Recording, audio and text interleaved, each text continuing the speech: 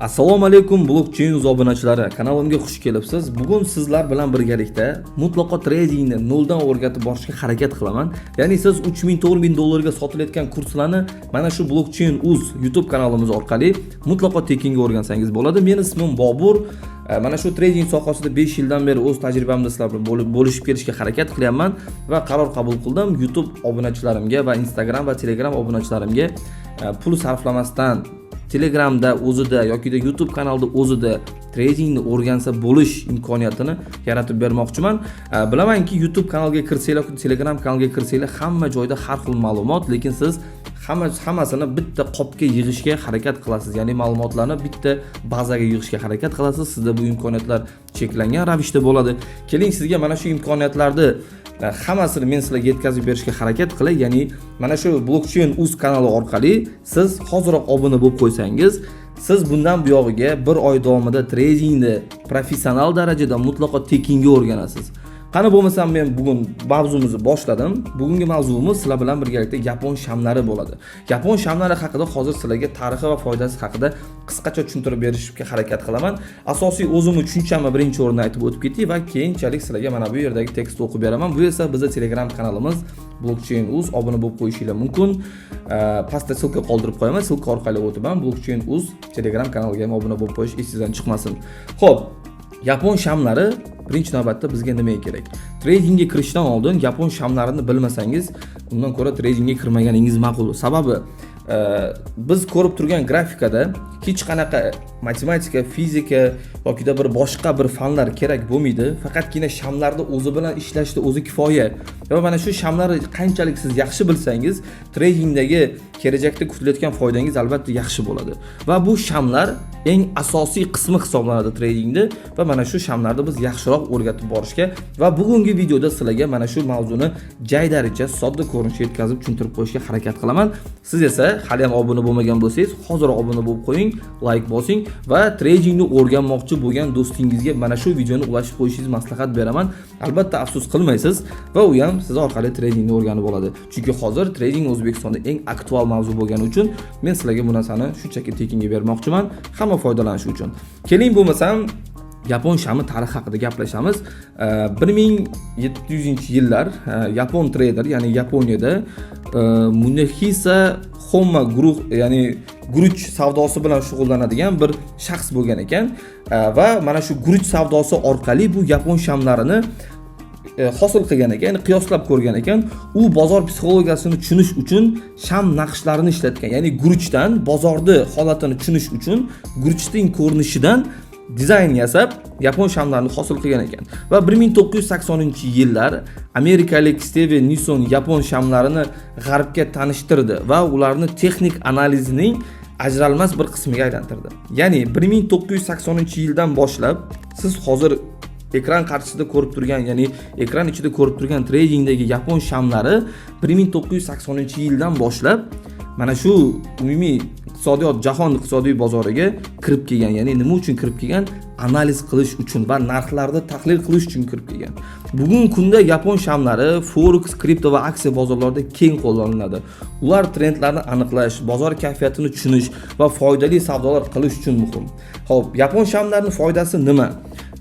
Birinchi navbatda trendlarni buzilishi, ya'ni bozorda holat, ya'ni narx qayergacha boradi, qayerdan qayergacha qaytib keladi. Aynan mana shu narsalarni bilish uchun kerak. Bozor kayfiyati, ya'ni bozor pastga qarab yuradimi, tepaga qarab ketadimi, kayfiyatini bilish uchun kerak bo'ladi va savdo strategiyalarini yaratish uchun. Ya'ni bu hozirgi sotib olinayotgan mahsulotimiz sotib olishga arziydimi, yo'qmi degan narsani mavhumlikda yo'qotish o'rniga mana shu yapon shamlaridan foydalanib ikkilamchi bu, ya'ni biz o'zimiz sotib olishga ikkilanayotgan bo'lsak, yapon shamlari orqali yanada mustahkamlab sotib olish yoki sotib olmaslik haqida qaror qabul qilsak bo'ladi. Aynan mana shu yapon shamlari mana shu yerda qo'llaniladi. Keling sizga bo'lmasa yapon shamlarini qisqacha tushuntirib beraman. Buning uchun TradingView saytiga o'tamiz. Qaranglar. Yapon shamlari va bugun sizlar bilan yapon shamlari va savdo vaqtlarini o'tamiz. Yapon shamlari o'zi aslida juda ham turlari ko'p. Mana bu yerda biz ko'rishimiz mumkin shamlar turlarini, lekin umumiy jahon iqtisodiyoti bilan olib qaraydigan bo'lsak, traderlar 3 xil sham ko'rinishida savdo olib boradi. Ya'ni liniya ko'rinishida, bar ko'rinishida va yapon shamlari ko'rinishida. Liniya ko'rinishi haqida ham sizlarga hozir tushuntirib beraman. Agar yoningizda daftaringiz bo'ladigan bo'lsa, albatta bugundan boshlab daftar tuting va mana shu daftarga har kunlik o'tiladigan mavzularni men gapirib berganimchalik konspekt qilib o'qib, yozib borishingizni maslahat beraman va bu sizga albatta foydali bo'ladi. Bo'lmasam, mana marhamat, bu yapon shamlarining ko'rinishi. Biz hozirda Toncoin grafikasida o'tiribmiz. Mana bu yerda agar ko'rayotgan bo'lsanglar, mana pusto deb oladigan bo'lsa, hech qanday qo'shish, ayirish, ona til, adabiyot, ximiya, biologiya hech nima yo'q.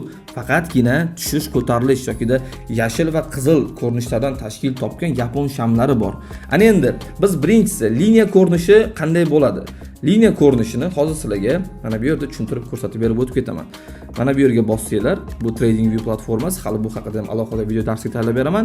Liniya ko'rinishiga bosamiz. Liniya ko'rinishiga bossak, hozirda bizda grafika o'zgardi. Ya'ni mana bunaqa tushish, ko'tarilishlardan hosil bo'lgan liniya ko'rinishi hosil bo'ldi. Va bizda ikkinchisi bar ko'rinishi deb qo'yilgan. Ya'ni bar ko'rinishi qanday? Bar ko'rinishini mana sizlarga hozir ko'rsatib beraman. Mana bar ko'rinishi mana bu shaklda bo'ladi. Ko'ryapsizlarmi? Qizil va yashil ko'rinishlar bor, lekin liniya ko'rinishiga olib o'tsanglar, bu ko'rinishlar yo'q edi. Faqatgina yurakda urishiga o'xshagan impuls, ya'ni mana bu yerda men hozir Telegram kanalimizda ham ko'rsatib qo'ydim. Mana bu ko'rinishdagi yurak urish tushishlariga o'xshaydi, to'g'rimi? Aynan mana shu tarzda liniya ko'rinishida ham ishlasa bo'ladi. Lekin hamma joyga tarqalgan va butun dunyo tan olgan 1980-yildan boshlab savdoni eng cho'qqisiga chiqqan yapon shami haqida bugun sizlar bilan gaplashamiz va bu yapon shamlarini o'zi juda ham ko'p turlarga bo'linadi. Hozir biz faqat yapon shamini o'rganamiz va liniya va bar ko'rinishlarida nima uchun ishlamasligimiz kerak ekanligini videoni oxirida tushuntirib beraman. Lekin liniya va bar ko'rinishlari ham albatta bizga qayerdadir asqotadi. Shu sababdan videoni oxirigacha ko'ring. Obuna bo'lmagan bo'lsangiz, obuna bo'lib qo'yish esdan chiqmasin. Xo'p, bo'lmasam men boshladim. Yapon shamining ko'rinishlari qanaqa tartibda bo'ladi? Men darslik tayyorlab qo'ygandim boyaginda. Mana marhamat, yapon shami, ya'ni bitta yaxlit sham, buni yaqinlashtirib oladigan bo'lsak, mana shu ko'rinishda bo'ladi va biz buni hozir sizlarga to'liq tushuntirib beraman. Ya'ni bu yerda ham yozib qo'yganman yapon shamining tarixlari haqida. Hammasini tushuntirib o'tganman. Buni ham ko'rib konspekt qilib olishlarini maslahat beraman. Xo'p, yapon shamidagi mana bu ko'rinish, ya'ni har bitta ko'rinish uzun tana qismi deyiladi. Ya'ni bu tana qismi nimani bildiradi? Tana qismi har doim esingizdan chiqarmanglar. Tana qismi bozorning hozirgi real vaqtdagi narxi bilan birga yuradi. Demak, mana bu to'rt burchak bo'lib ishib turgan qism bu tana qism deyiladi. Ya'ni bir shamning bir tanasi hisoblanadi. Mana bu uzun cho'plari esa shamning soyasi deyiladi. Pastda esa har bitta shamning esingizdan chiqarmanglar. Bu daftarlik yozib olishingiz kerak bo'lgan narsa, har bitta shamning eng yuqori narxi va eng arzon narxi bo'ladi.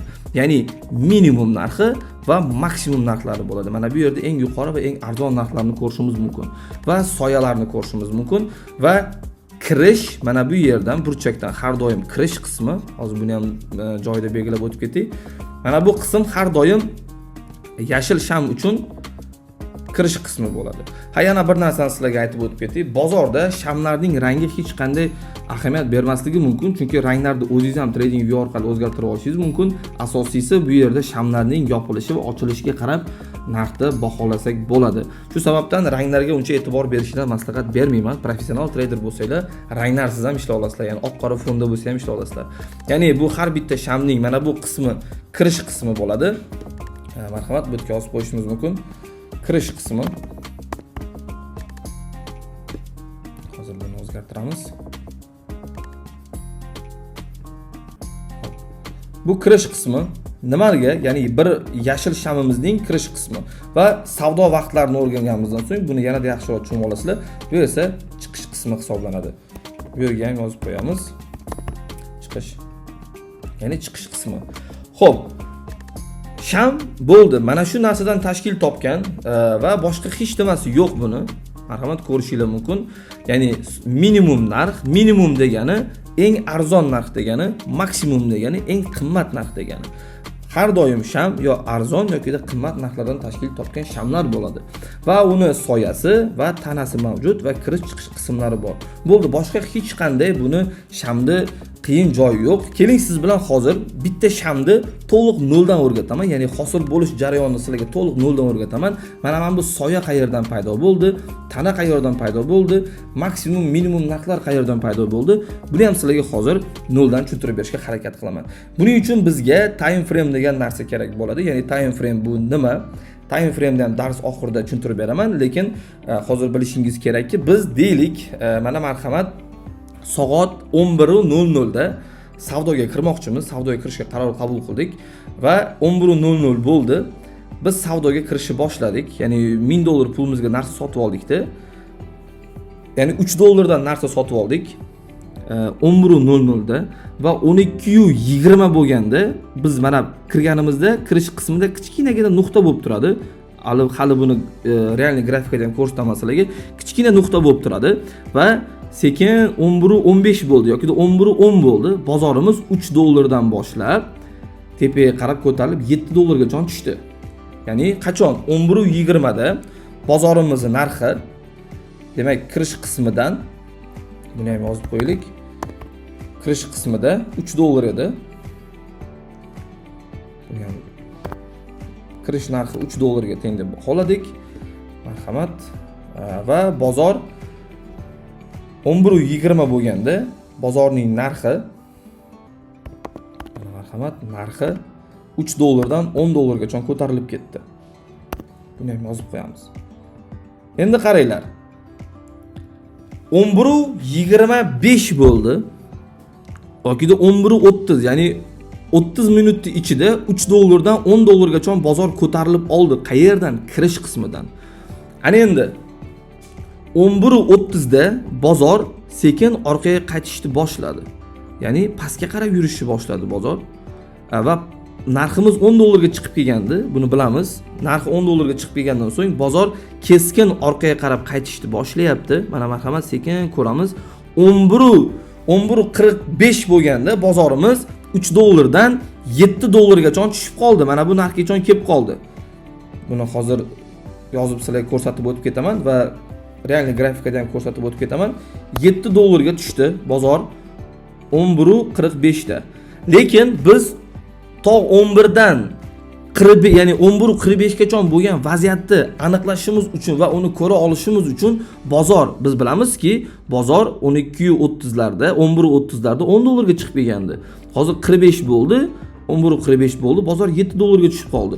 Mana bu yerdagi keyingi, ya'ni 11:45 da savdoga kirgan trader savdoga kirmoqchi, bozorda analiz qilmoqchi va u yerda nimani ko'rish kerak? Birinchi navbatda shamning soyasini ko'rish kerak. Ya'ni 11:30 da bozor narxi $10 ga chiqib kelgan bo'lsa, buni ko'rsatish uchun, ya'ni bozor, esingizdan chiqarmanglar. Har doim tanani bozor o'zi bilan birgalikda narxi, ya'ni mana burchakda turgan narx bilan birgalikda sudrab yuradi. Ya'ni soddaroq tushunishingiz uchun mana marhamat 11:30 da narximiz $10 ga chiqqan bo'lsa, mana bu ko'rinishda edi, to'g'rimi? Bozorimiz mana bu ko'rinishda edi va bozor keskin orqaga qaytganda o'zidan soya qoldirib qaytadi. Mana ichkarini yo'q deb tasavvur qilinglar. Mana bunaqa cho'pni o'zi bor deb tasavvur qilsanglar, bozor o'zidan soya qoldirib sekin pastga qarab tushib ketadi. Bu nimani anglatadi? Bu men sen ko'rmagan vaqtda $10 gacha chiqib keldim, faqat sen uni ko'rmading degan narsani anglatib beradi.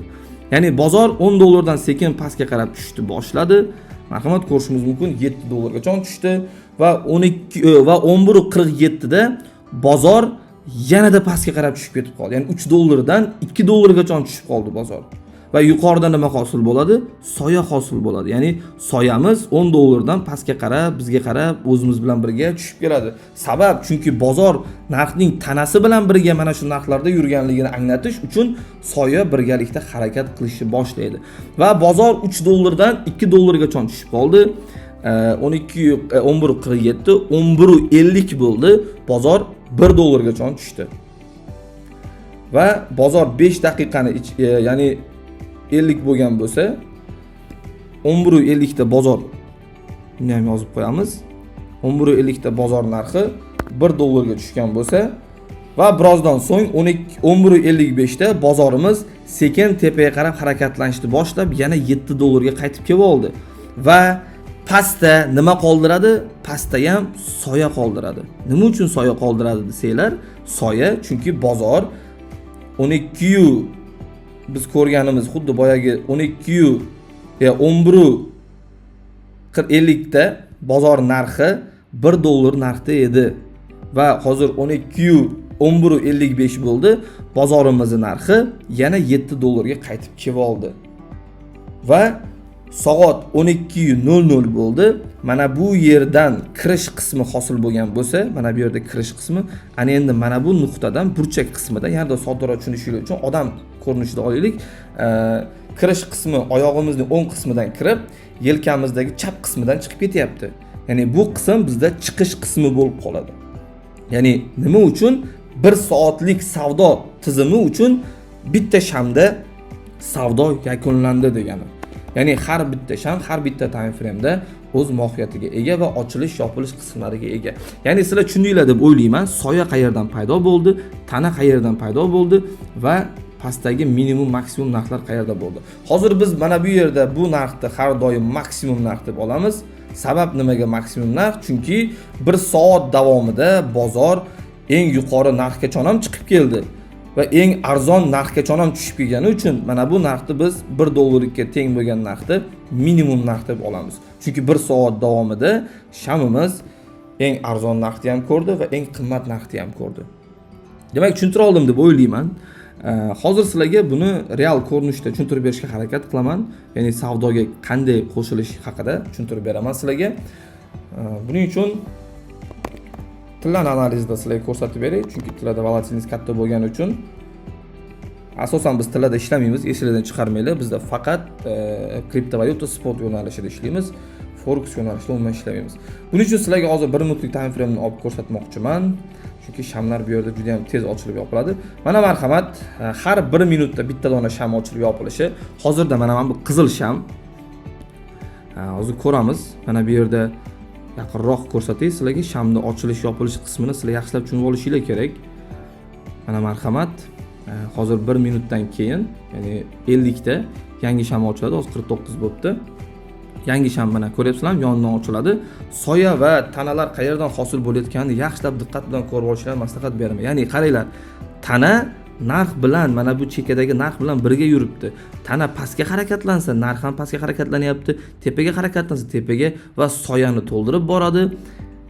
Bu yerda tradingni eng muhim narsa narxni harakatni tana bilan birga qayerda ekanligini aniqlab olish va buni yaxshilab chuqurroq o'rganib olish bo'ladi.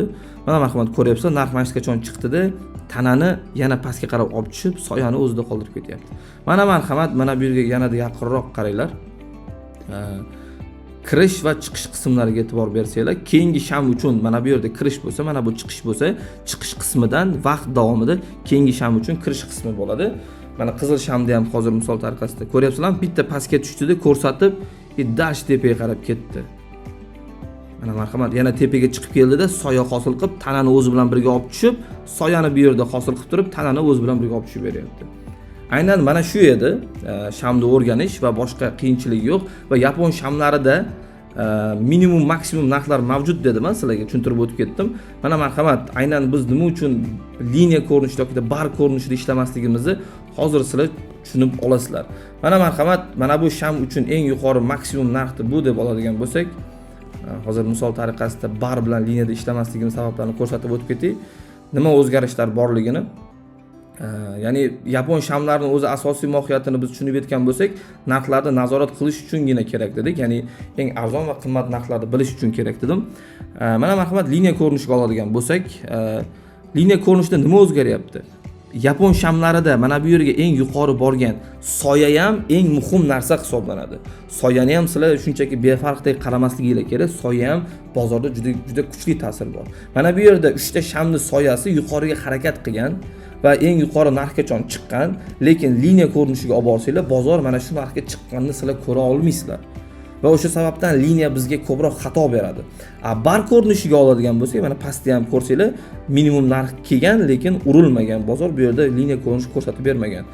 Bar ko'rinishiga keladigan bo'lsak, bar ko'rinishida shamning tanalari yo'q.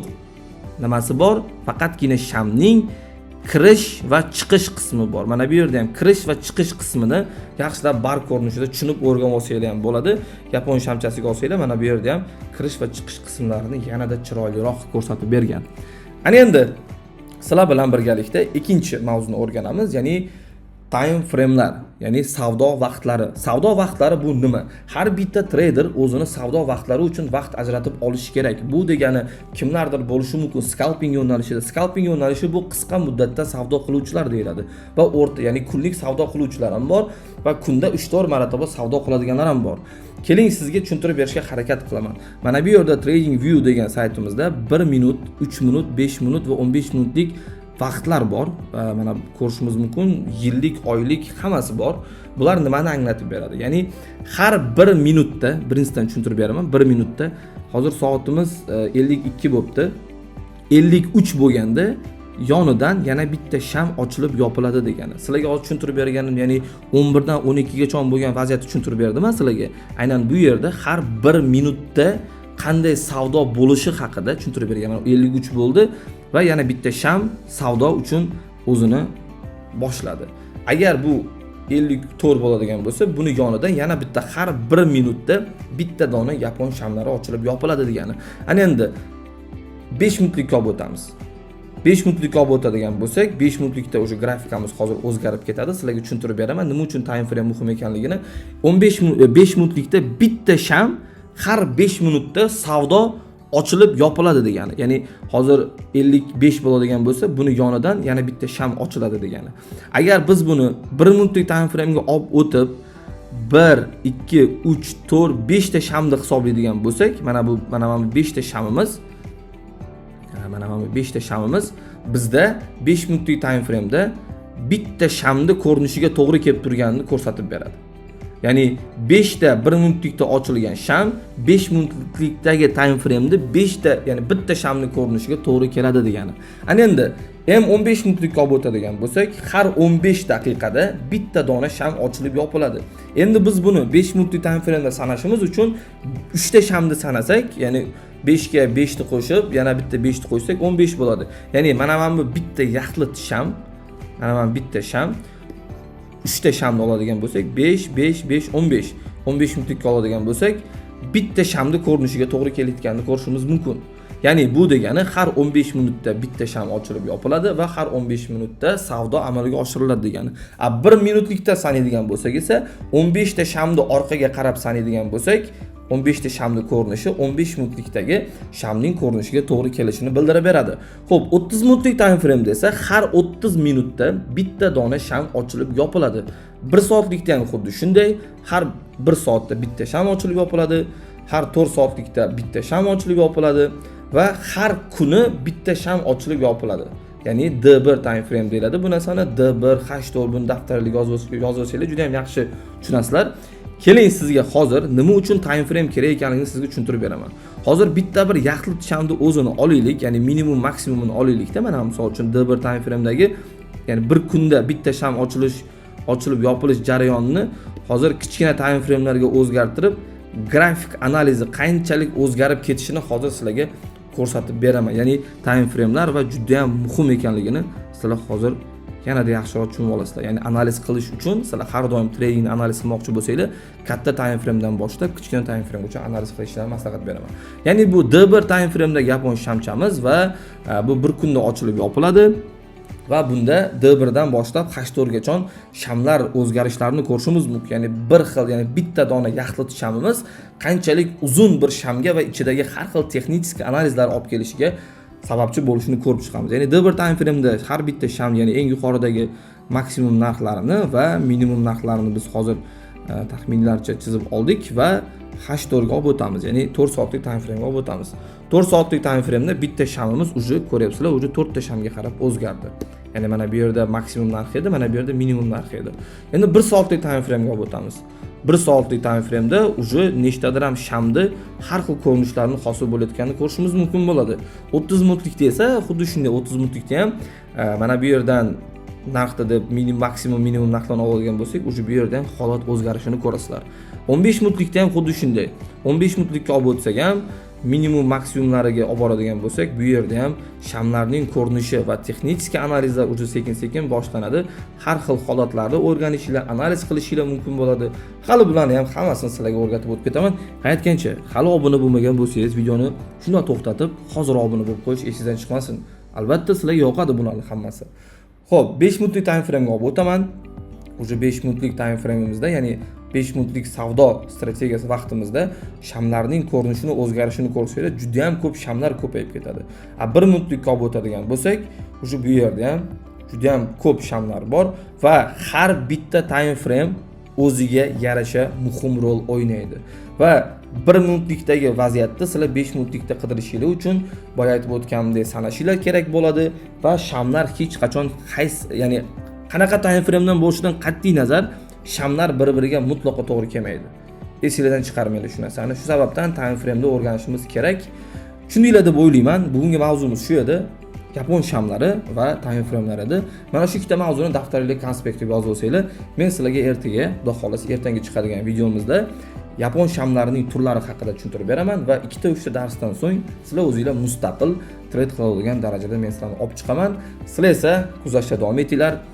Video ostida Telegram kanalimiz va YouTube kanalimiz, Telegram va Instagram kanallarimizni ham qoldirib qo'yganman. Albatta silkaga o'tib obuna bo'lib qo'yish esingizdan chiqmasin. Kommentariyada qandaydir savollaringiz bo'ladigan bo'lsa, albatta yozing, men buni o'qiyman. Tushunmagan joylaringizni kommentariyaga yozsangiz, albatta bunga javob berishga harakat qilaman yoki-da kelasi videomizda kommentariyalarda o'qib, bunga grafika ko'rinishida barchasini tushuntirib berishga harakat qilaman. Hammaga rahmat, obuna bo'lib qo'yish esdan chiqmasin. Keyingi videoda ko'rishguncha sizlar bilan Blockchain.uz foydalanuvchilar uchun eng yaxshi darsliklarni tayyorlab beruvchi Bobur bo'ldi. Kuzatishda davom etinglar. Hammaga rahmat.